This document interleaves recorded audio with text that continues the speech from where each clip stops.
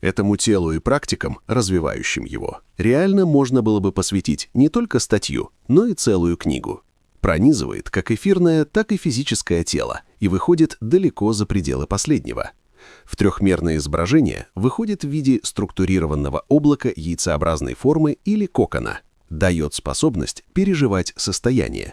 Музыка, поэзия, живопись, театр своим воздействием по большей части направлены именно на астральное тело. А также настоящее искусство приводит к сущностной трансформации, имеющей отношение уже к будхиальному телу или телу ценностей. Весь мир чувств, от низких до самых высокочастотных, несмотря на вовлеченность других тел, в любом случае проявляется и ощущается через астральное тело. Один из слоев астрального тела прекрасно развит у актеров и людей, владеющих аудиторией, управляющих не только своим астральным телом, но и астральными телами тех, кто находится с ними в сонастройке, и, соответственно, эмоциональными состояниями других людей. Гораздо более астральное тело развито у женщин. Правда, большое не всегда означает хорошо управляемое. Пропорционально размеры астрального женского тела настолько больше, насколько женский орган матка больше мужского органа предстательной железы. Отсюда идея женской поддержки шакти, и что бы ни говорили мужчины, пытаясь мериться силой астрального тела с женщинами, без женской силы астральное тело мужчины никогда не сможет развернуться по-настоящему. Анатомически именно в нем начинает проявляться 7 чакр, и на поверхности астральным зрением становится виден важнейший орган – точка сборки. Она представляет собой многомерный орган, отвечающий за уровень считывания информации и представления о том, как смонтирован тонкий мир, или та его часть, которая попадает в область внимания человека. При накоплении силы и многомерной развертке кокона в области анахаты, сердечного центра, и выше открываются способности воспринимать, ощущать и видеть тонкий мир и взаимодействовать его объектами. Накопление и сохранение энергии на качественно новых слоях энергоструктуры приводит к способности осознавать себя в многомерной реальности, недоступной большинству обычных людей, и существенно расширять свое сознание. В астральном теле формируются, разворачиваются и набирают силу новые органы. Точка сборки может перемещаться не только в астральном коконе, находясь только внутри астрального тела, но и вместе с вниманием переходить из одного тонкого тела в другое. Одним из важнейших опорных и силовых элементов астрального тела является воинский пояс – кольцо силы, которое опоясывает физическое тело в районе нижнего края ребер или солнечного сплетения. В проекции на спину оно разворачивается из главной энергетической станции в области надпочечников. На нем держится вся конструкция, и здесь сила генерируется и накапливается, обеспечивая нужды всего гигантского многомерного организма. Существует огромное количество духовных, йогических и магических практик, связанных с исследованием и познанием тонких реальностей, проведением потоков силы, смещением в сторону вселенных стихий, а также открытием пространств дерева Сефирот, дерева Игдрассель или перемещением в 9 шаманских мирах, а также работой с потоками созвездий и планет и других космических объектов. Выход на божественную иерархию, контакт с мастерами и хранителями потоков, прямое обучение, диагностика и целительство, в том числе и на расстоянии, практики осознанного сновидения, технологии раджа-йоги, работа с кундалини, путешествия и так называемые выходы из тела, видение во времени как прошлого, так и вариантов будущего, контакты с объектами, обладающими сознанием, находящихся в других измерениях, а также выход за пределы, великое ничто, безмерное, иное. Все это имеет самое прямое отношение к практикам развития астрального тела, вплоть до входа в самые высшие миры. Хотя правильнее будет уточнить, что все тела взаимосвязаны, и задействовать рамки исключительно одного только астрального тела невозможно. Целый класс магических практик направлен на развитие, трансформацию и увеличение плотности своего астрального тела, а также мощности и проявленности своего представительства в тонких слоях, что открывает возможность не только осознавать себя в них, но и жить с качественно новым восприятием мира, совершать осознанные действия в тонком мире, реально решать практические задачи, помогать другим людям и путешествовать. В первую очередь, человек учится настраиваться на потоки силы разного качества, чтобы научиться наполнять и разворачивать астральное тело. Далее, содержать свое астральное тело в целостности и чистоте, что уже приводит к потрясающему внутреннему состоянию, и затем, накопив в нем силу и приведя его в порядок, совершать в нем взаимодействие, работу и путешествия. По мере перехода на новые эволюционные ступени, астральное тело неоднократно трансформируется и усложняется, укрепляется и воинский пояс. Незыблемое правило начинающего волшебника: каждое утро начинается с отстраивания, наполнения и укрепления кокона астрального тела. Перед выходом из дома необходимо раскачать и укрепить оболочки кокона. Одной из причин пробоя кокона с последующей бездарной потерей силы является его малая плотность. Когда кокон плотный, его гораздо легче сохранить в целостности в течение дня. Корректируя ситуацию в слоях тонкого мира, можно получать весомые результаты своей деятельности в физическом или материальном мире. Для этого в тонком мире находятся проекции ситуаций, и при определенных навыках становится понятным, что необходимо изменить там силой сознания, чтобы ситуация решилась на плотном уровне. Закон «то, что наверху, то и внизу» проверяется на практике. При переходе на качественно новый уровень развития астрального тела человек может реально помогать другим людям в их эволюции, и приходит могущество от слова «могу». Магические практики без раскрытия сердца и следования этике высших божественных законов могут привести в ловушку темной стороны силы. В этом случае, при расширении возможностей и степени магического влияния на реальность, человек может терять самое главное — тонкие структуры души или тонкие тела высшего уровня, что равносильно обмену своих фамильных драгоценностей, бриллиантов и золота, на пиво и увеселительное чтиво. В астральном теле человека можно выделить несколько слоев. Каждый духовно развитый человек своим многомерным астральным телом представлен одновременно на нескольких этажах реальности тонкого мира. На этих этажах он может быть осознан или неосознан.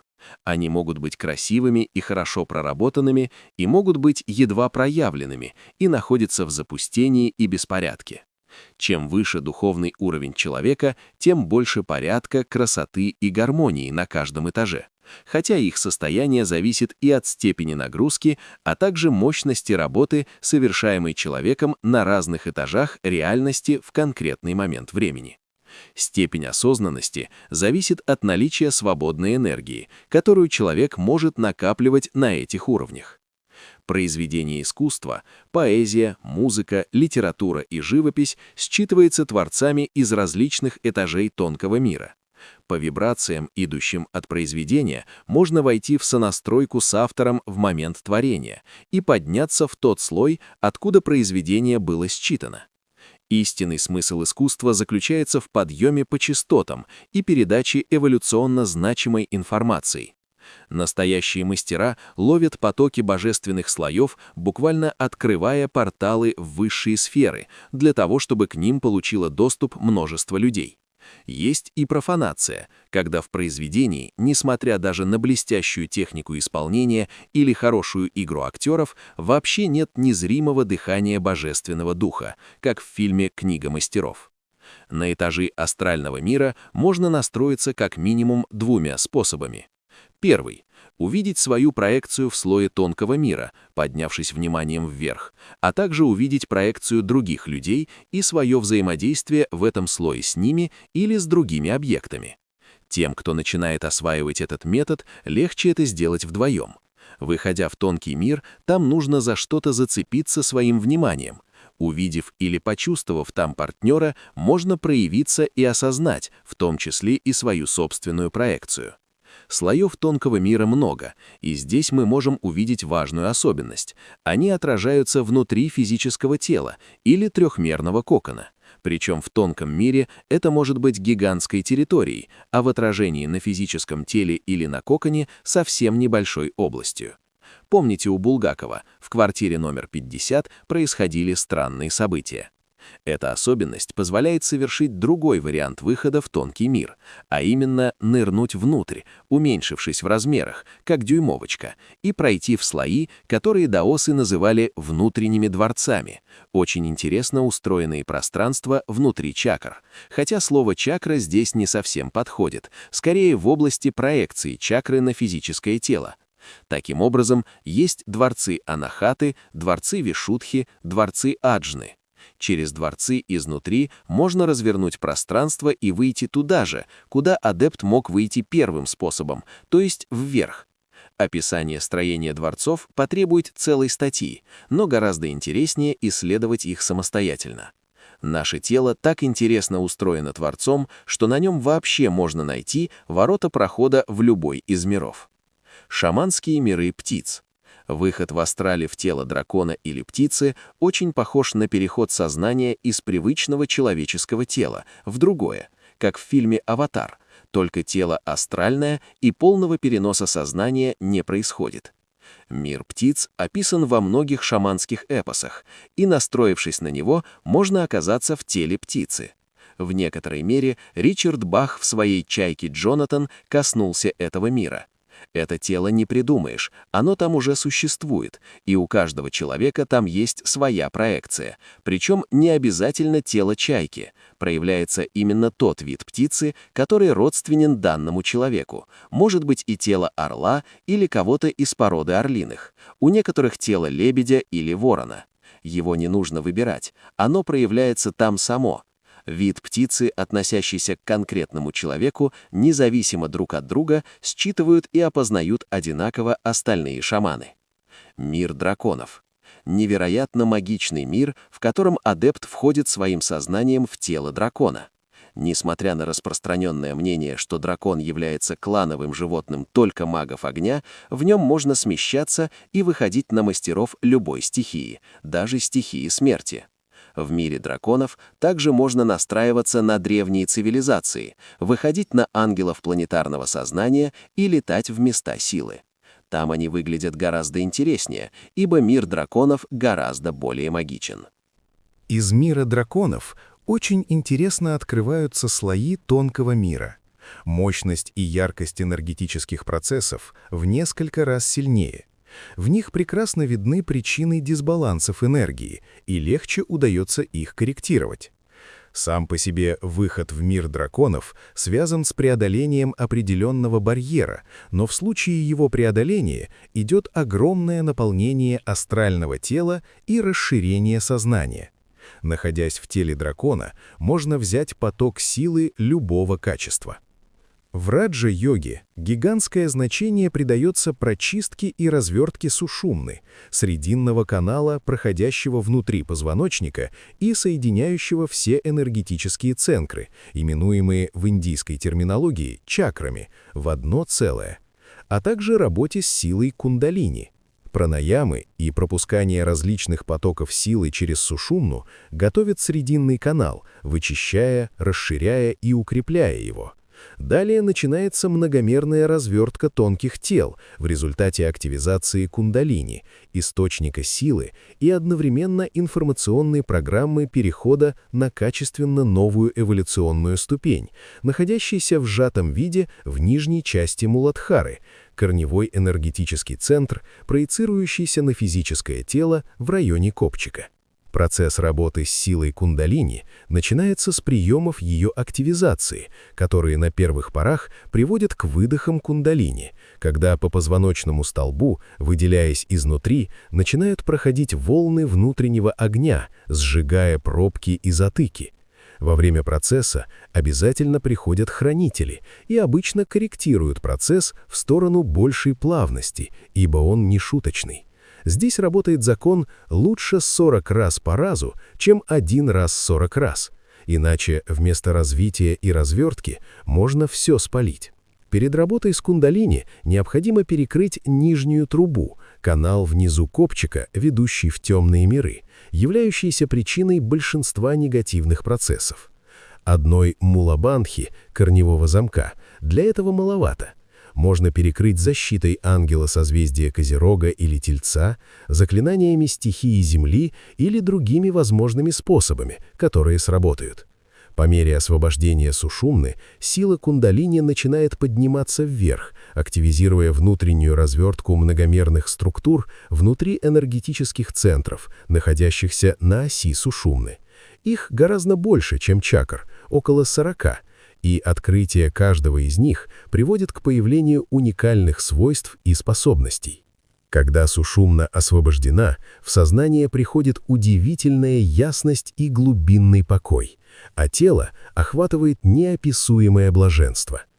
Когда астральное тело мощно раскачано практиками, энергия в нем начинает прокручиваться.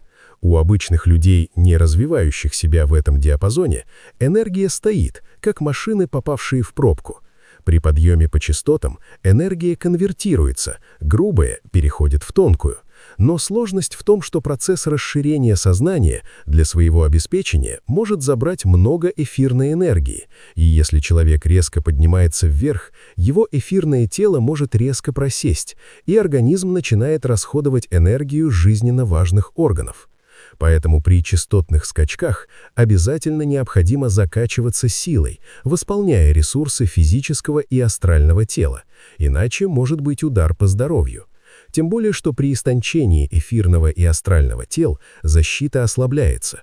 Некоторые мастера йоги справедливо считают, что гимнастическая технология йоги была специально создана для того, чтобы физическое тело не отъехало во время качественного перехода и могло обеспечить своими ресурсами эволюционный скачок. По этой же причине эти эволюционные скачки проходят более гармонично в местах силы. В древнеиндийском трактате взаимосвязь тонких тел человека рассматривают в виде интересной модели: хозяин – тело духа, сидящий в экипаже – физическое тело, которые тянут лошади – астральное тело, которыми управляет кучер – тело интеллекта, держа их в упряжке. Таким образом, астральному телу дается важнейшая роль движущей силы, и без этой силы никуда не доедешь. Поэтому такое огромное внимание в духовных практиках придается именно развитию и укреплению астрального тела. Важно также иногда снимать нагрузку с астрального тела, давать лошадям отдохнуть и восстановиться, дав им вдоволь утолить жажду, напитаться свежим кормом и порезвиться. С одной стороны, лошади являются движущей силой, но если они выйдут из-под контроля, то экипаж вместе с кучером может понести неизвестно куда. Поэтому мало развить силу и мощность астрального тела, необходимо учиться управлять своими эмоциональными реакциями.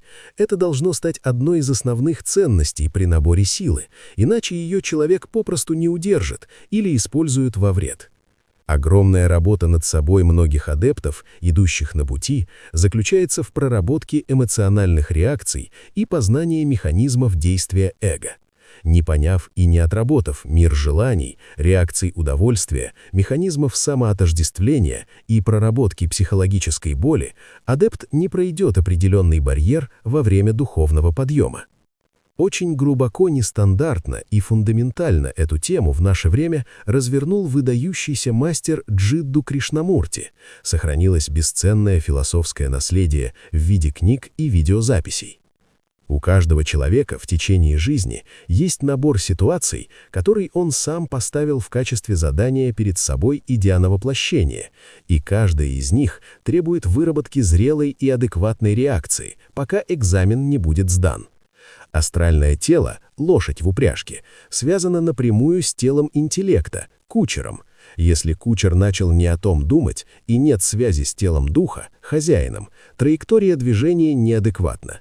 Мысли человека могут как резко улучшить настроение, то есть дать энергию астральному телу, кучер сообщает лошадям, что будет морковка, так и разрушить внутреннюю гармонию. Чего-то заберут, или не дадут, или дадут не того, чего хотелось. Можно расстроиться, буквально нарушить строй, или же наоборот сохранить строй и не среагировать негативно, то есть принять ситуацию такой, какая она есть, и действовать адекватно. На все воля Божья. Невероятно важная задача тех, кто идет к свету, является развитие величайшего божественного дара, способности понимать сердцем и любить. Эта любовь не зависит от наличия удовольствий и является следствием присутствия в храме сердца божественного света. Тем, кто занимается практиками совершенствования и хоть немного открыл завесу тайны, зачем человек пришел на Землю, как ситха или как архиважное свойство сознания, дается неукротимый оптимизм. Во время сложных испытаний вместо претензий и обид на внешний мир включается вопрос, в чем заключается эволюционный смысл ситуации и каковы должны быть мои зрелые реакции, чему я должен или должна здесь научить себя. При первых проблесках негативного мышления, то есть неадекватного мыслительного процесса, забирающего силу и энергию, так называемые черные мысли, срабатывает силовой стержень характера и начинает проявляться осознавание того, приближают ли такие мысли к решению задачи. Часто причиной этих негативных мыслей является воздействие представителей низших миров, цель которых – охота за астральной энергией людей. В тонком мире нет денег, и валютой является энергия. Человек, находящийся в целостности, накопивший большое количество энергии и зафиксировавший точку сборки астрального тела на вишудхе, достаточно адекватно реагирует на провокации. Но если целостность нарушена, уровень энергии падает, и тогда необходимо проявлять недюжинных усилий, чтобы не сорваться. На разных слоях астрального тела, минимум 7, можно встретить энергетические сгустки с информационной начинкой, энергоструктуры как позитивного, так и негативного характера. Выявление и убирание негативных структур является важнейшей задачей человека, осознанно занимающегося своей эволюцией. Чтобы дышать полной грудью и радоваться жизни, необходимо ежедневно укреплять защиту и научиться выпаливать баобабы на своей планете. Существует целый класс техник и целительских практик очищения астрального тела от негативных энергоинформационных структур а также его защиты. Это тема целой статьи или книги. Пока человек особо не высовывается и живет обычной жизнью внутри матрицы, его особо никто не трогает. Но если человек ставит перед собой реальную задачу стать собой и получить доступ к своей изначальной силе, ему предстоит не детская отработка астрального воина, чтобы суметь набрать и удержать необходимый уровень силы. Эзотерическим романтикам приходится снимать розовые очки и проходить слои тонкого мира в реальном столкновении с теми, кто не заинтересован в свободе людей, воплощенных на Земле. Сама работа над совершенствованием астрального тела должна в конечном итоге обеспечить активизацию связи с высшим телом миссии. Развернуть свое космическое тело духа на полную мощь можно лишь при условии должного уровня проработки астрального тела, иначе мощные многочастотные модули многомерного организма попросту не смогут здесь проявиться, как на слабый компьютер устаревших поколений не сможет инсталлироваться мощная современная программа.